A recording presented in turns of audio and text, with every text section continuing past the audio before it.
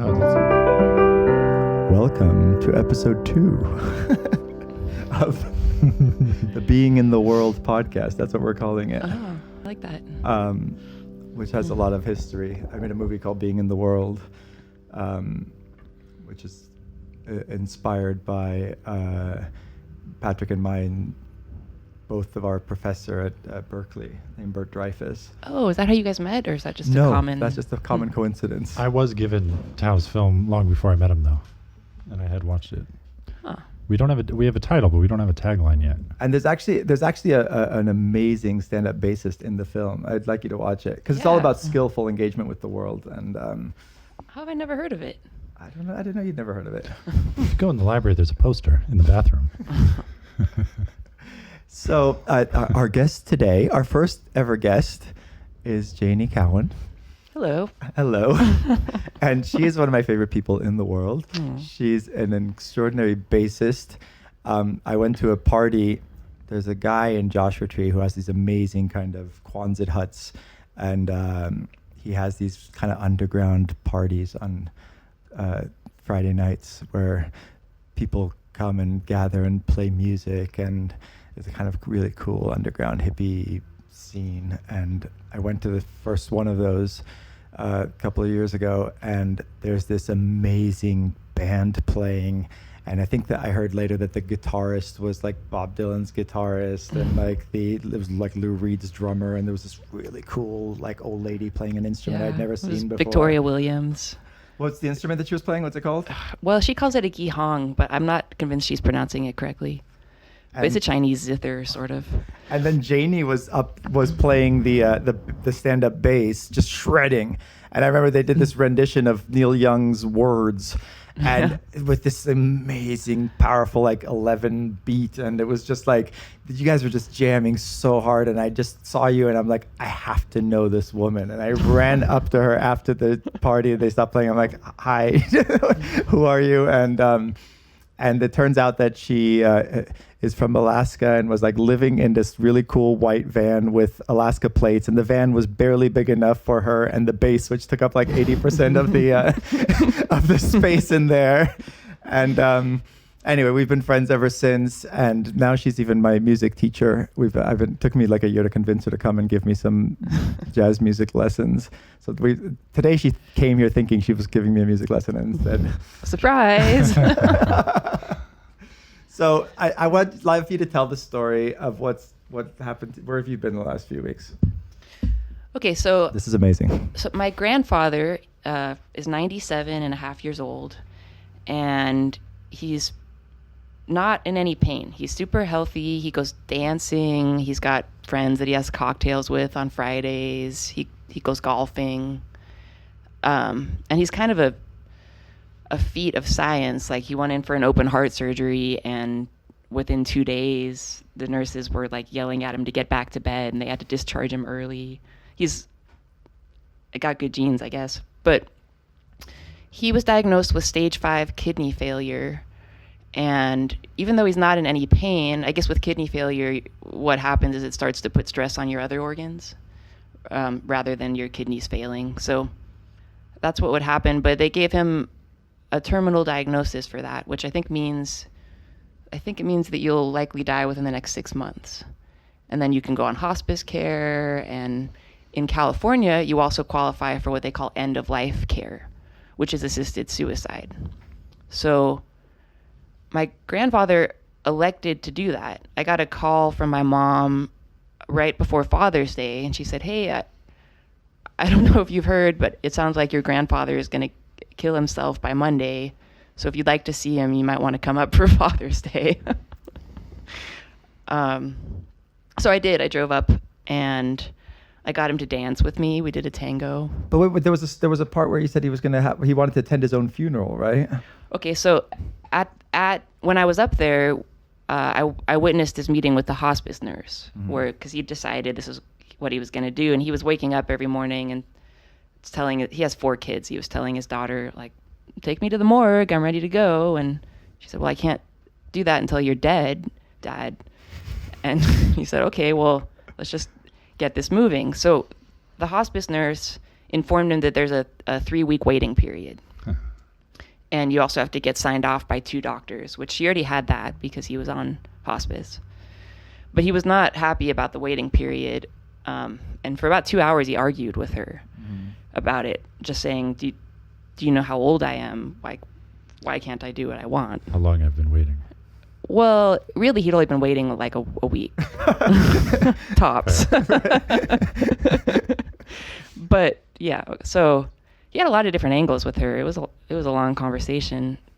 And what kind of argumentative tactics did you try? The old age was one that I remember. Gosh, And I don't know. It was literally a 2-hour the conversation. premise of the conversation was he wanted it to be sooner. He didn't want to wait.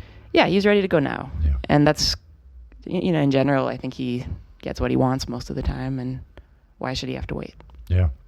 How old is he again? 97 and a half. Oh, I don't like being told to wait. Can we talk about this waiting period for a bit? Because it's this societal implementation of, we don't trust you to make decisions. You as an individual, you cannot make a decision. You cannot buy a gun right now because you might be angry. You might be enraged. Right. You might be hurt. Well, you have to wait. And with the doctor signing off, I think the primary thing they're looking for is if your mental state is lucid. Yeah, of course. and also there's the idea that I think Dostoevsky talked about this, that we didn't choose to be here. We got thrown into the world without being given the option. So we should be allowed to give back the ticket, I think is the line that, the fact that we're not allowed to commit suicide seems a grave injustice in a way, because we didn't. Well, and my thought was, if he wants to do it now, why doesn't he just do it? Right. But I didn't tell him that. Right. So he ended up accepting that there would be a waiting period. And during that time, his kids started to plan his memorial, and they said, "Hey, Dad, what would you like? This is what we're thinking." And he said, "Well, if you're going to throw a party, I want to be there." So we opted for a celebration of life party, and that's what I went to about 2 weeks ago. Wow. So the party was really pretty cool. I haven't been that close to that part of my family, so I met a bunch of relatives that I never knew, and he's nonstop. He was up at 5 a.m. and he went to sleep after I did, probably around midnight, and was sociable, the whole thing. He got to give a little, my dad put him on the spot and sort of gathered everyone to say something, and of course lots of his grandkids were crying and doing a whole dramatic thing. He's a really pretty stoic person, and pretty, keeps things cordial and light and glasses through. So he just sort of "Oh, thank you," and pat you on the back and push you along, and then the next person would come and say something. But he was very eloquent, and he really just spoke to the family and said how amazing this is, and I love you all, and it was all thanks to your grandmother. I don't take credit for any of it. How young was the youngest person there? Well, he has 2 great grandchildren. Wow. Are they conscious yet? They're both kind of infants. Okay. Yeah. Well, but the youngest person to understand what was happening, and how did they take it? It seems like a very... There were a lot of kids and different ages, but mostly the kid. It was also light. It was just like a barbecue. Okay, so then the narrative of this being a celebration of life and grandpa's... No, people didn't really sink into that too much. There was a ton of photographs. One of his daughters had been cleaning out his apartment, and my grandma was a scrapbooker, so she just found and his memory was so lucid. I found this mug. He was a electrical engineer, and he worked for NASA, and he worked on the first satellite to Venus. And I found a mug that said Pioneer Venus, and asked him about it, and he was like, "Oh, that would have been in 1942, and I was working with this company and living in this house at this address 60 years ago." Completely. So that kind of stuff was fun. He danced some more. And then he was going to kill himself the following day, right? Yeah. So what happened? His oldest daughter, who hadn't convinced him that she was from Utah, and so her flight was leaving the next day, and she said, just wait till after I leave. I don't want to be around for that part. So he agreed. And then my dad, all of his siblings were having a pretty hard time with it. Of course. Did he have the medicine in hand? Yeah, quote he's unquote? filled it. Yeah. He's got it. Yeah. And so my dad just kept keeping him busy, so we never had a chance to do it. So they were going on wine tasting cruises. They went to visit graves at the cemetery a couple times. They went and visited his girlfriend and gave her a couch. They went. Wait, how long has he had his girlfriend? I don't know. Oh, maybe. Oh, you know what? He met her just after the Paradise Fires. That was like a year ago. Oh, wow. How old is she? She's in her 60s, I think. Amazing. Yeah. And he still has another dancing partner in her 60s, too, who was like the husband of Arthur Murray, or one of the big So dance he's still companies. alive now. The couch. Tell She me about the couch. wanted the couch. Well, that was the other thing. He was giving away all his stuff, Right. Yeah, of course. which was kind of a fun ceremony, too. And then you could ask him questions about all of it. My grandfather was dying and too young, in his early 60s, but he was very philosophical, and he had also studied engineering at Columbia and then became an actor. He was a spaghetti western actor in Italy, even though he's American, moved to Italy and became a spaghetti western actor. And anyway, he was reading the Tibetan Book of Living and Dying, which was like a kind of New Agey, I think, interpretation of the Tibetan Book of the Dead to kind of prepare. And it said, you should get rid of all your belongings before you go, since you can't take any with you. And he was like, that's nice in theory. And he was like sitting in a hammock in his home in Sardinia that he'd been in for like 30 years. And he gets a phone call saying, you have 5 minutes to evacuate. The huge fire is coming. And he grabbed his passport and nothing else. And everything he owned burned. Wow. And then he came to live with us in LA for his dying days. And he just was saying how kind of a blessing this was to just have to let go of everything. Yeah. And Yeah, that sounds liberating. Did it feel like, and I say this with respect to the phrase, did it feel like bonus time to be with him, to have the party? So Yeah, I think so. Hemingway has this Paris Review interview where someone asks him, he's being ornery, and someone asks him, what advice do you give young writers? And he says, well, I think they should start by hanging themselves, because if they survive, then at least they have something to write about. And I feel like there's a sense in which maybe there's a certain fatalism where your grandfather thought, day X was going to be the day he was ready and prepared, and that everything after is bonus. And I sometimes, when I try to like get through the day or get through the week, or like try to, place myself in the life that I'm living, I sometimes have to tell myself, there's two little frame tricks I use. One, that I should be dead already and that I'm in bonus time, which really helps me. Or I imagine it's the end of like a science fiction film where they've been seeking Earth. You know how like there's a concept in a lot of these science fiction stories where, they just got to get back to Earth. If only they could get back to Earth, they'd be happy, everything would be solved. And so then I'm just walking around, doesn't matter how bad a mood I'm in. I think, I made it. I made it back to Earth. And so there's these two little cognitive tricks, but this bonus time concept, I think, is very powerful, because some people feel, I think, the miracle and beauty of just living to start with is effectively bonus time. And some people need a near-death experience to get there. Or some people need to understand what it's like to want to die in order to then appreciate some things. So did you see like almost like an emotional shift in him, in his appreciation of, was he eating just like grilled cheese and drinking beer because he doesn't have to care about these long-term?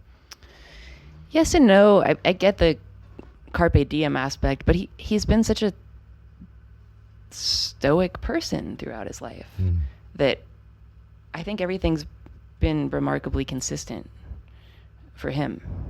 For other people, maybe different. I think it changed things for me. When I heard he was going to die, I suddenly realized I had unfulfilled wants with my grandpa. So that felt really cathartic for me. And I feel like a lot more closeness with the family in relation to it. But he drinks a cocktail every day with gin and an olive around 5. He drinks like the same kind of beer. He has coffee in the morning. He drank a lot of beverages. Maybe that's the secret to life. Coffee in the morning, then orange juice.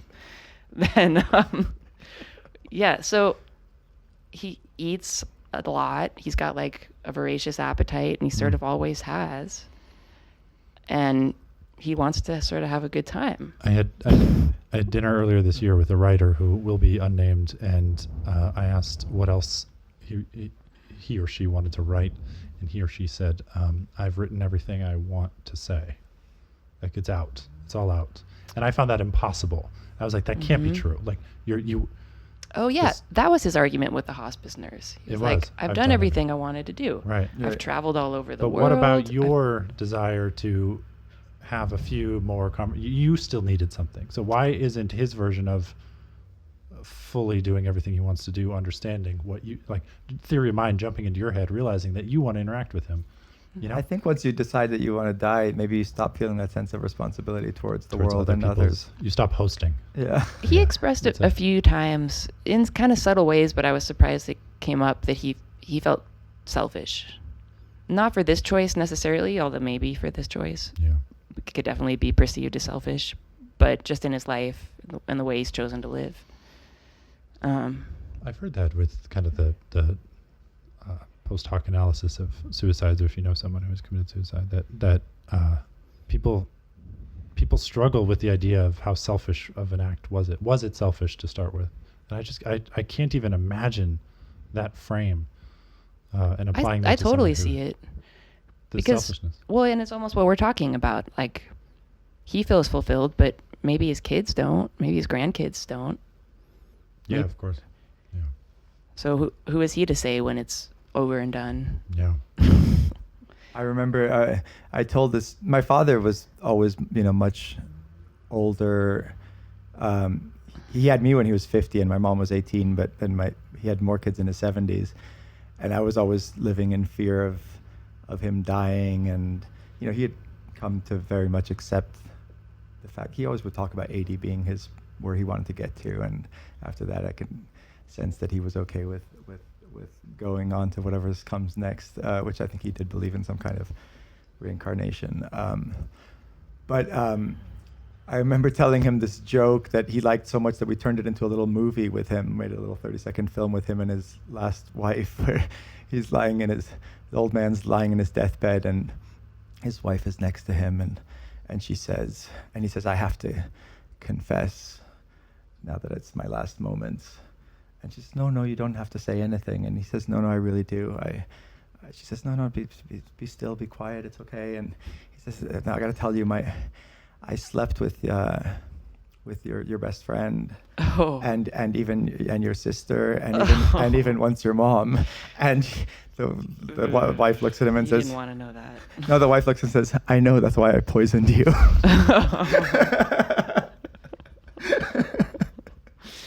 Wow.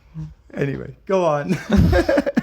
We're gonna have these joke interludes here and there. I'm sorry, like my mind works that way. Do you know anyone of a non-advanced age who has killed themselves? I've had people in my life. I had a roommate in college who killed himself. Luckily, the next semester that I was not living with him anymore, but his next roommate found him hanging. So that was pretty traumatic. Yeah, but it's very different from a 98-year-old killing themselves. No, I know.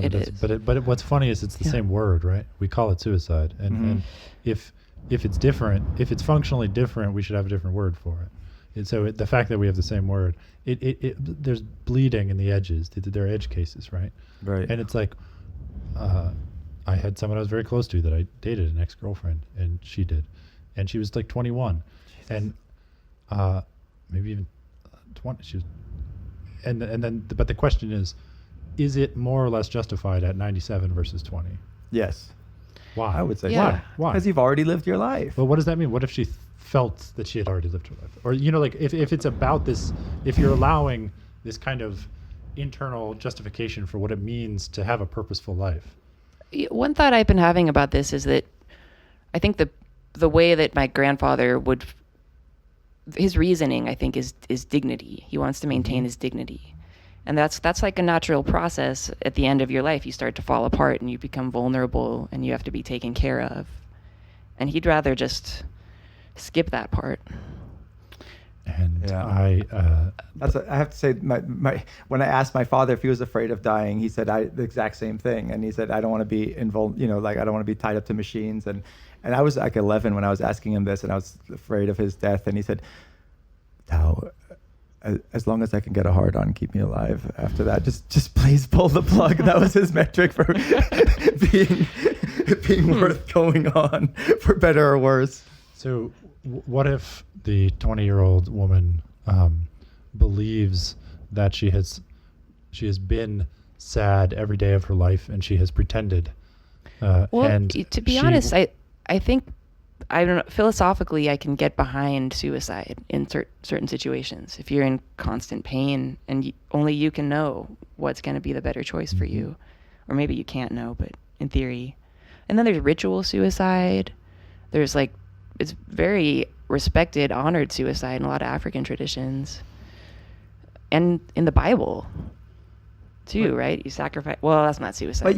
But you've pointed to the essential difference. As someone who's saying that they want to die when they're 20 because every day has been awful, is very different from someone who said, I've had a great life and I've loved every day of it, and now I don't want it to become awful, and I don't feel like I feel okay at peace with the idea of giving that up. There seems to be a really deep difference between those two scenarios. And yet we don't use different words, but also what the finished thought was going to be that she also wanted to maintain dignity. I'm projecting here. This is an imaginary person, Sure. not the person I knew. But I think all words have there's obviously common ground. They're both taking your own life. It makes sense that it's the same word to me. I just don't understand why. Of course, for anything we do, we can use one word and there could be wildly different outcomes. You could cook someone a nice meal, or you could poison them, and you're still feeding them. But it's still, I'm just not sure. I see the problem with there being a broad use word that applies to some very different cases. Well, because I think our immediate emotional reaction to hearing that there's this kind of funerary party immediately before a 97-year-old man is going to commit suicide. Mm-hmm. Why did you want that to be the story that is talked about here? It's because suicide comes with connotations. It comes with, if it were a completely rational decision that everybody made because their life has been great and they are fulfilled and done, it wouldn't be interesting to talk about. This experience would not be. It is interesting because it's surprising, because it's not something we are used to. And so we do with our pets. We seem to be okay with our pets not being, that they're no longer living good. They have a great thing. We wouldn't want our pets to just live the horrible last months. Yeah. I often think we should learn from that with people. Another thing that surprised me about this was that when I first heard about it, thought, oh, well, that's interesting. But I know Papa Bob, and good on him, I guess. Intellectually, I can get behind this. It's his choice. I'm glad he can make it. However, in the past couple of weeks, I've been having all these weird, vivid dreams where pretty much what happens is I am him. I'm like last night I had one. So I was in this big performance art building, and there was a constant tribute show to me going on. But I wasn't really watching the show. I was sitting in the audience, and people would sort of come and sit next to me, and I'd have whatever weird interactions with them. At first, it all seemed normal and great, and it was clear that was the thing. Oh yeah, I'm going to kill myself tomorrow, and we're just doing this, and la-di-da. And then at some point, somebody got through to me, and I had this, I felt feelings again, and I felt this joy for life, and I thought, well, wait, can I actually make that choice? And I don't know. In my head, intellectually, I thought, sure, yes, whatever, it's his choice. But now, after living with it for a while, internally, I don't know if I understand. And I think that's primarily what his daughters are concerned about, is their religious aspect. Suicide is sending you straight to hell. Even now, they think that about him if he does it. I think they question, they wonder. They say, oh, is that a mistake? He's made other mistakes in the past. He's been really strong-headed about. Is this one too? Right. There's a film, I think I believe, called Wrist Cutters about. Oh, I like that Oh, movie. my friend Patrick Fugit's in that. Yeah. Great. Right, where everyone who commits suicide ends up in this other world shared amongst only those people who have also done that. And the thing that I found It's like do you duller remember version of reality. Well, do you remember the detail about the sky? No. So the only difference, everything is the same. Objects are the same. Light is the same. Colors are the same. The only difference is that there are no stars in the sky. Well, I think it was also, I remember hearing about this and seeing it when it all was being made. I think the idea, the pitch was that the world, every time you committed suicide, the world just got a little duller. Yeah. And so there was like a little bit more desaturated to the color. And there's a like, moment I absolutely love where they're at a gas station and I forget who, but two of the characters, they drive away, but they leave the kind of handle to the gas pump in the car and it rips off, right? And so they realize it down the road. They turn back. They apologize. They're like, I'm so sorry. We drove off. And he's like, that's the gas station attendant says, that's fine. Just here.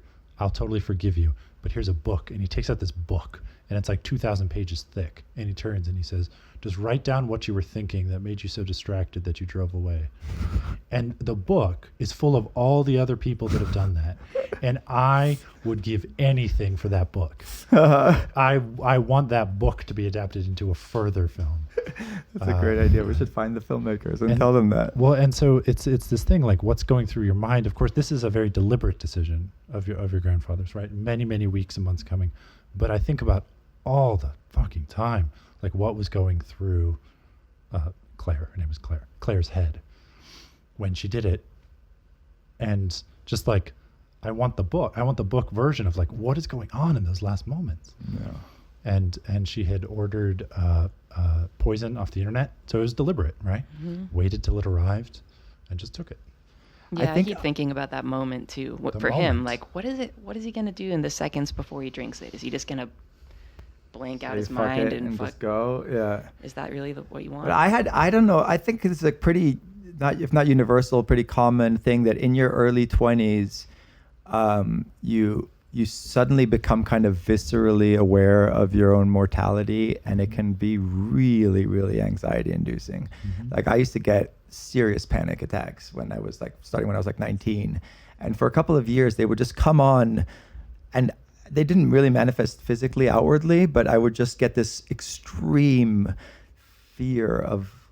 general fear of life as it being a hopeless thing, that every time that you think you're okay and life is fine, you're just deluding yourself. And when I was having these panic attacks, I was seeing what life really was. And I definitely had many times of thinking like, better just to pull the plug at some point if I had the courage or the wherewithal or the ability to do it. And then I remember getting into reading philosophy and studying with Dreyfus and saying, this idea that life is like deep down anxiety underneath. If we all are, or if we're living an authentic existence, we recognize that there's like an essential groundlessness to all of existence. And this obviously didn't help. It just helped confirm. I was like 19 in college reading this stuff and hearing about how we have to like, acknowledge the fundamental groundedlessness of all existence.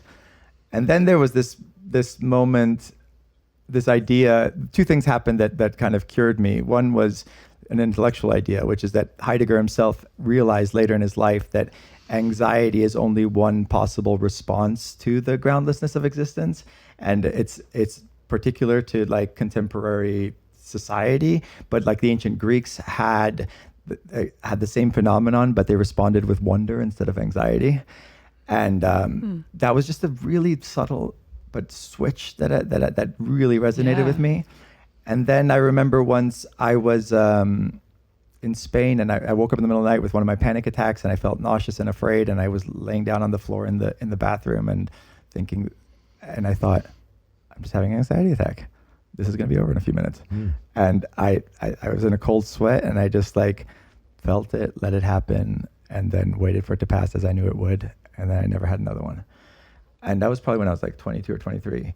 But so that makes a lot of sense. It makes me super sad to hear that somebody then would go through with maybe, an even more intense iteration of that, but that's not get through the other side. That's no different than the logic of, well, what is lost on the other side, right? And I feel like the act of wanting to keep someone alive who wants to commit suicide, that's the selfish act.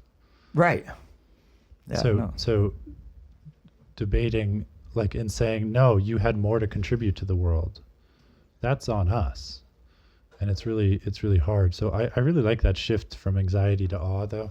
So a couple of years ago, I guess like right around, I don't know how old everyone is, but I don't know, right around my mid 30s, that my little heart started palpitating a bit. Oh, I get those. Yeah. I'm in my mid 30s. Yeah, fuck the third, Jesus Christ. And so I was like, well, that means I'm, start the countdown. Right. Obviously. So what I did was I went and I made, it's interesting because it only goes to 96, but I made a 52 by 96 poster with little squares. And every single week I crossed off one square and I called it my life calendar. And so I was, I think, like 32 at the time.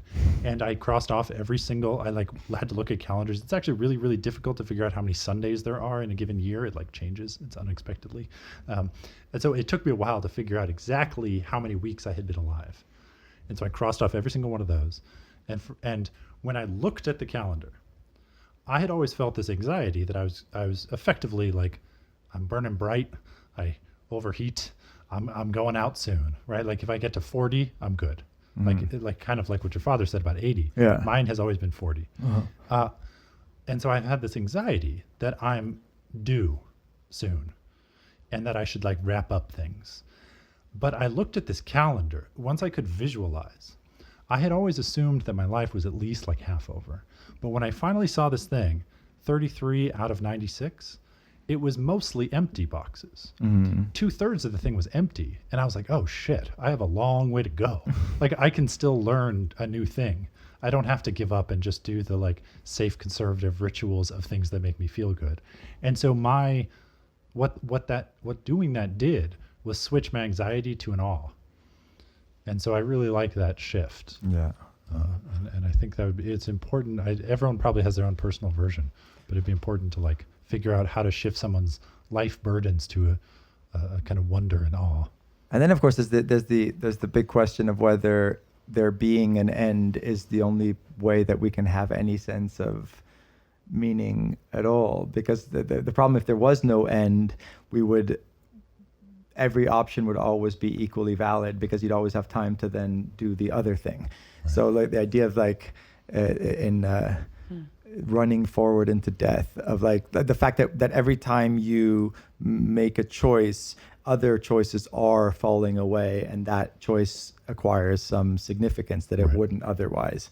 So there's a thought experiment that if you could live forever or die tomorrow, which would you choose? And my friend Mark Rathall, philosophy professor at Oxford and also one of the people in Being in the World, he says if you really think about it, it's pretty impossible and crazy to choose to live forever.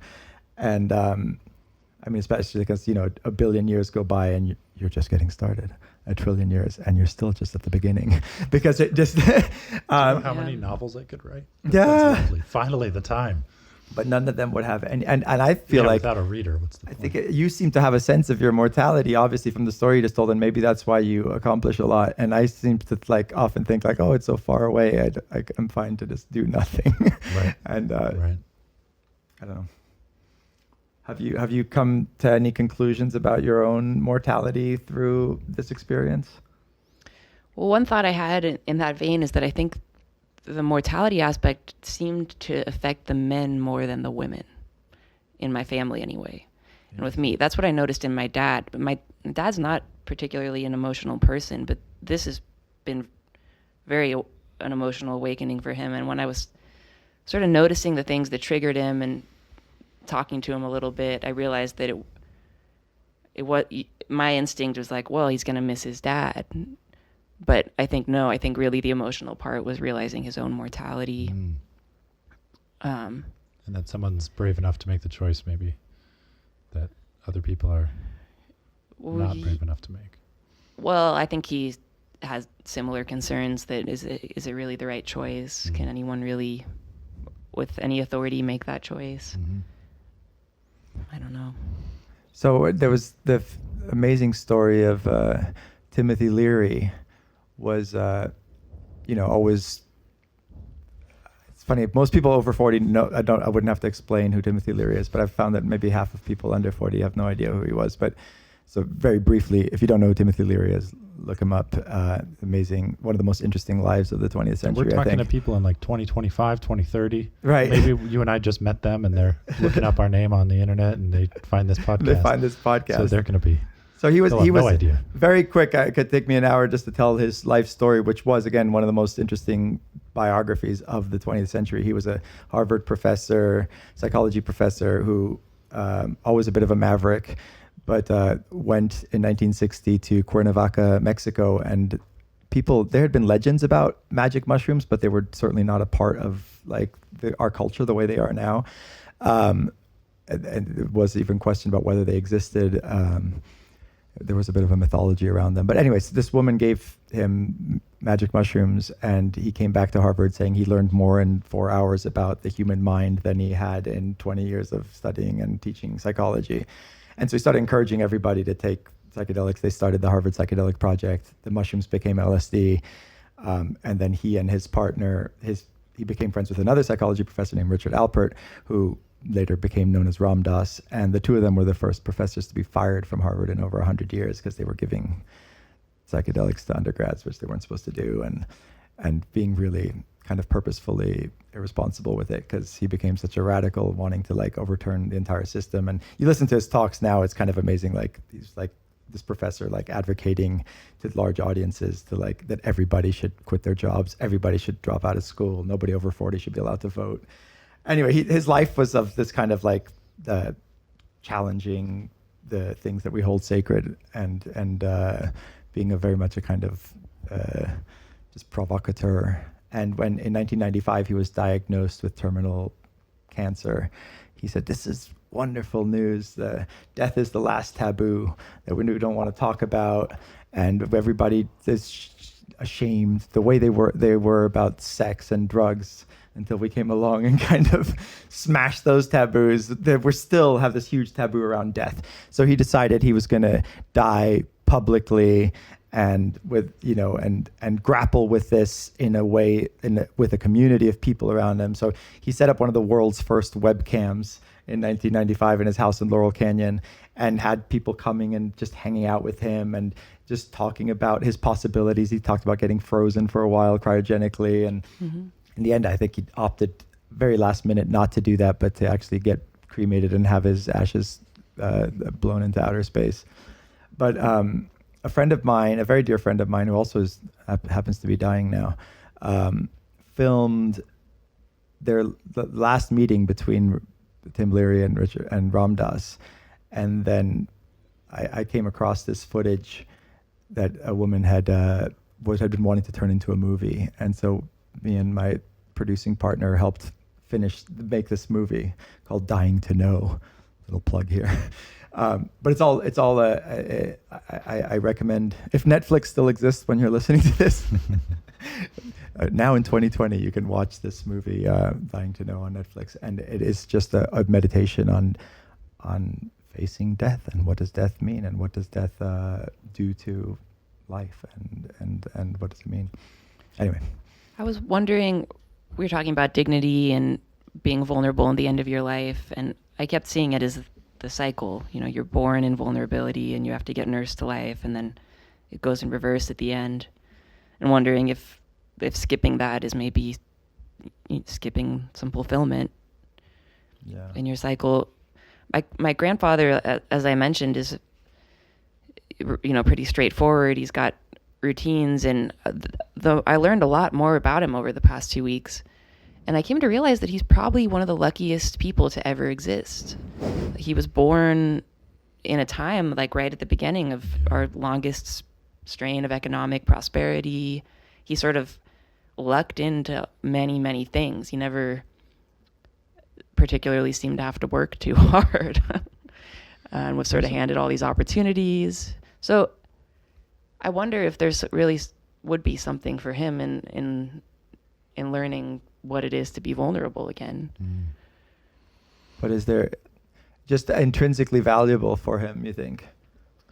Yeah, or something Have a about deeper us, the experience. one human spirit kind of thing. When you've had a lot of luck in this world, you can think that you're an island and that you are powerful and independent, but of course we're not. And I wonder. So the timing is very interesting. For those in the future or the past listening to this, we're in the middle of a pandemic which is ravaging the world, and, which the modern mind is not used, or many of the citizens of the world are not used to dealing with this kind of thing. And in such a, I feel like the world is engaging in a shared reflection right now. Mm-hmm. And that shared reflection has something to do with the fact that we feel privileged to be alive. That those of us who are surviving this pandemic feel like we've kind of gotten away, like we've, I don't know, everyone probably has their own version of luck, or they think it's due them or something, but at the very least, a lot of people are coming to appreciate the things about life that they perhaps took for granted for the entirety of their many decades, right? In the middle of that, to choose to end your life, to choose to say, the thing that the world is coming to appreciate newly, I'm good. Willfully remove. Yeah, I'm good. It's just such an interesting dilemma. People are struggling. They're washing their hands. They're wearing gloves and masks, and everybody's so anxious. All the people who aren't doing any of those things, are they suicidal then, do you think? Or are they just being willfully ignorant? There's a lot of might things be in that go into that. denial. Yeah, there's a lot. But still, this. If one thing might be happening that is unifying the planet right now, it's this kind of renewed shared struggle to stay alive against the ravages of just like a biological organism that just decays and can be destroyed by invisible things.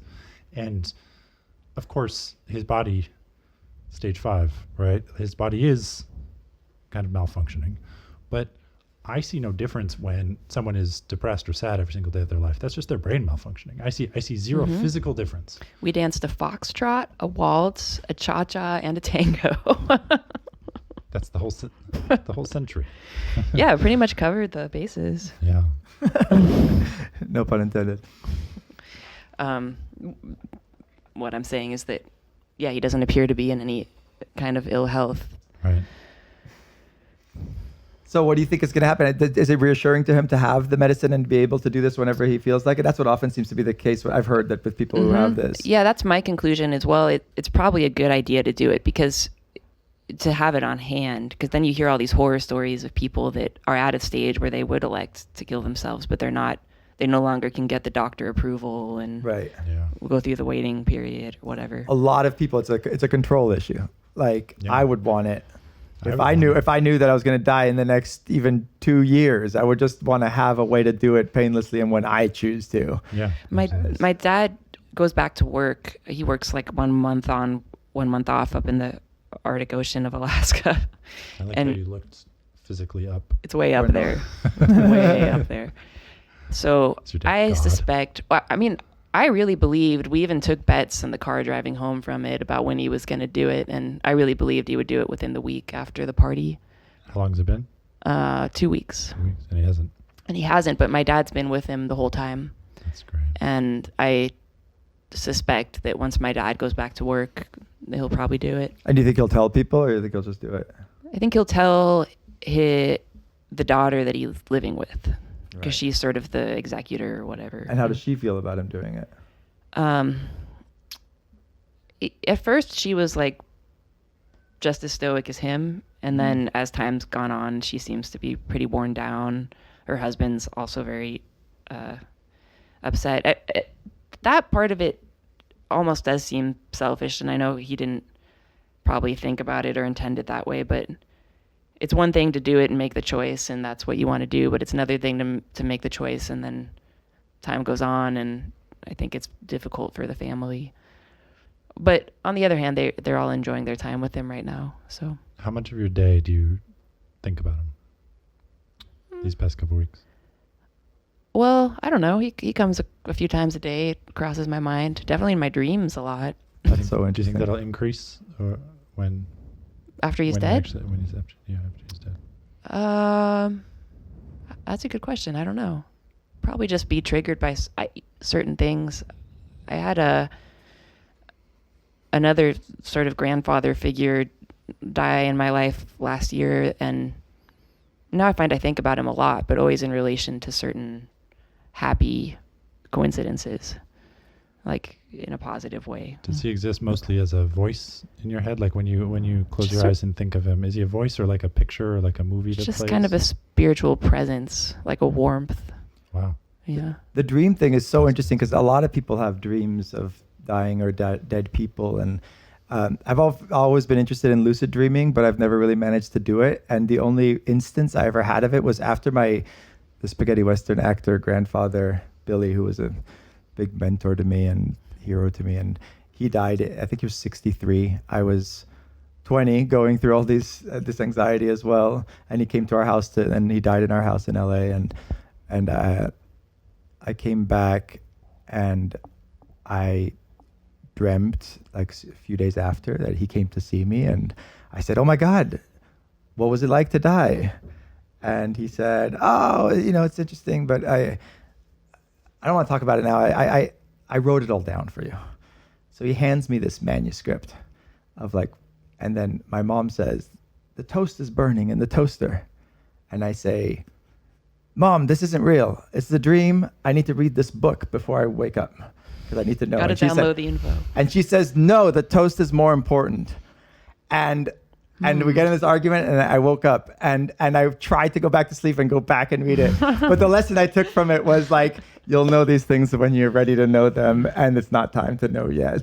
Wow. Yeah, that's nice. I mean, I'm very agnostic and, quite a materialist when it comes to these things. So I have trouble positing some supernatural thing. Obviously there's a psychological interpretation that's perfectly fine, but it's still pretty strong. The idea that we the idea that we might have access to other realms in our dreams. So you want Who knows? You want to read that fictional book more than anything. I want to read the gas station risk cutters book more than anything. Do you have a fictional book? Yeah, I'll let you know when my book of wanting arrives. Janie, thank you very, very much for this lovely interview. It's so nice to be here. Right? Best of luck in your podcast. Yeah, I think you should be a recurring guest because I think if you maybe come back one of these days and we could talk about your music. Oh, that would be nice. Yeah. Yeah, I love music. And in fact, it would be nice to set it up with where you could even play the bass, and maybe we could play some of the things because this is all set up. I had the idea that I was going to maybe play musical accompaniment for the podcast. I did that in the first one, but That would be cool. I was so taken by everything you were saying that I didn't want to interrupt you anyway. But That we're sounds trying to find wonderful, that find that balance of music and conversation. And anyway, Do you have a clever sign-off yet? no. we don't. Well, that's We don't disappointing. have the tag. Or two. That's Let's especially with this. let's prototype our taglines. In fact, We have two that possible ones. this episode could be called Clever Sign Off. Oh, yeah, I like that. There it is. We're just signing off. Goodbye.